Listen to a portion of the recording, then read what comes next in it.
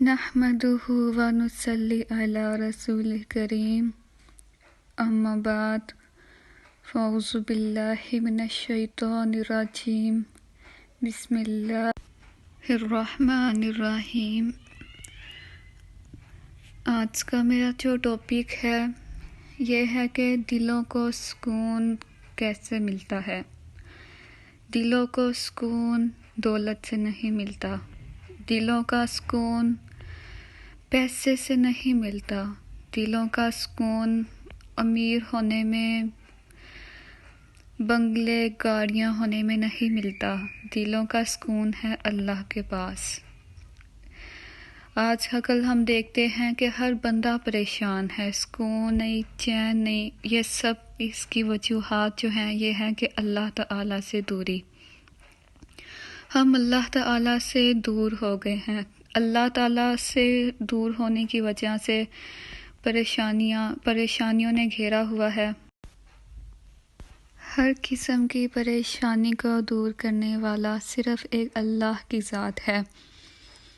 مشکل پریشانی، دلوں کا سکون صرف اللہ کی یاد میں ہے، لیکن آج کل لوگوں نے اللہ تعالیٰ کو چھوڑ کر مزاروں پہ اپنا رخ کیا ہوا ہے کہ وہ صرف مزاروں پہ جاتے ہیں، ان سے دعائیں کرتے ہیں، قبروں کو جا کر سجدہ کرتے ہیں، حالانکہ یہ بہت ہی سخت گناہ اور شرک ہے، اور اللہ تعالیٰ نے اس کی کوئی سند نازل نہیں کی۔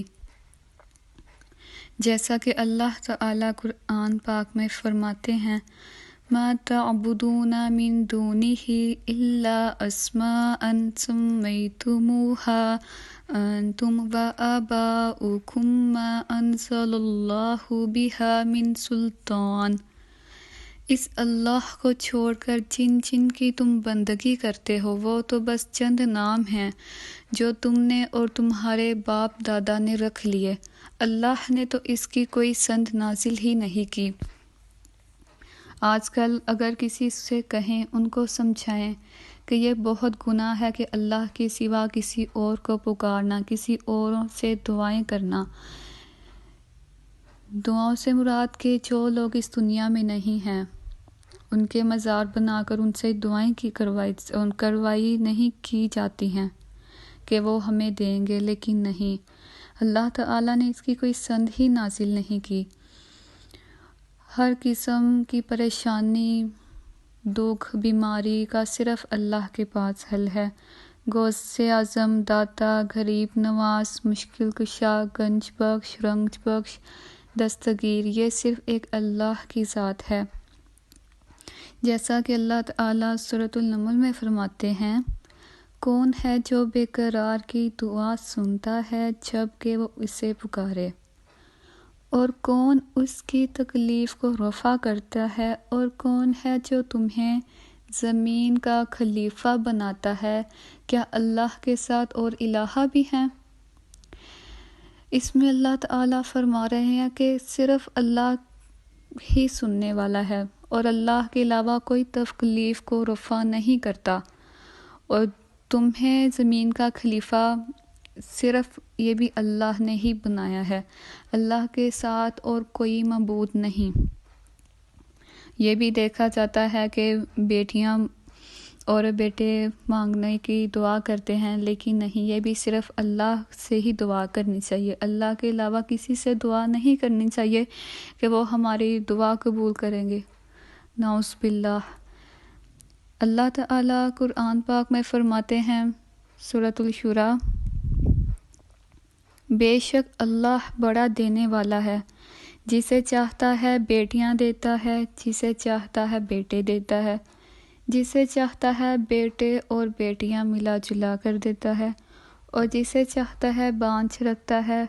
وہ تو جاننے والا اور قدرت والا ہے کہ اللہ تعالیٰ جسے چاہے بیٹیاں دے، بیٹے دے، جسے چاہے اللہ تعالیٰ کچھ نہ دے، یہ تو اللہ کی مرضی ہے، اور اللہ کے سوا کسی اور سے مانگنا استغفر اللہ شرک ہے، اور شرک کی سزا تو ویسے ہی جہنم ہے۔ غریبوں کو دینے والا، تمام مشکلیں حل کرنے والا، خزانے بخشنے والا، مصیبت کے وقت تھامنے والا، یہ صرف اللہ کی ذات ہے۔ اور اکثر یہ دیکھا جاتا ہے کہ جب کوئی مصیبت آتی ہے اللہ تعالیٰ کو پکارتے ہیں، اللہ سے دعائیں کرتے ہیں کہ اللہ ہماری یہ مصیبت حل کر دے۔ جب اللہ تعالیٰ دعا قبول کر لیتے ہیں تو اللہ تعالیٰ کو ایسے بلا دیتے ہیں، اللہ تعالیٰ کی ایسے نافرمانی کرتے ہیں کہ کبھی اللہ تعالیٰ کو پکارا ہی نہیں تھا۔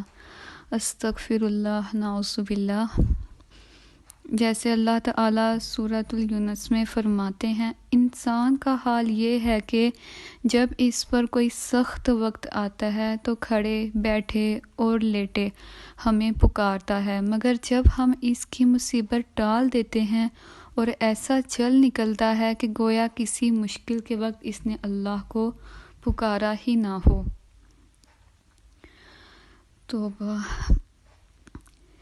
اس کے انشاءاللہ میں اپنی نیکسٹ ویڈیو میں اس کے بارے میں اس کی تفسیر کروں گی، یہ کہ اللہ تعالیٰ کے علاوہ دلوں کا سکون کہیں نہیں، اللہ ہی کی یاد میں دلوں کا سکون ہے۔ آج کل یہ کہ ہمیں کوئی پریشانی آتی ہے تو ہمیں چاہیے کہ صرف اللہ سے رابطہ کریں، قرآن پڑھیں اور گانے نہ سنیں۔ گانے، یہ سیڈ سانگ ہر قسم کا گناہ ہے، سانگ نہیں سننے چاہیے۔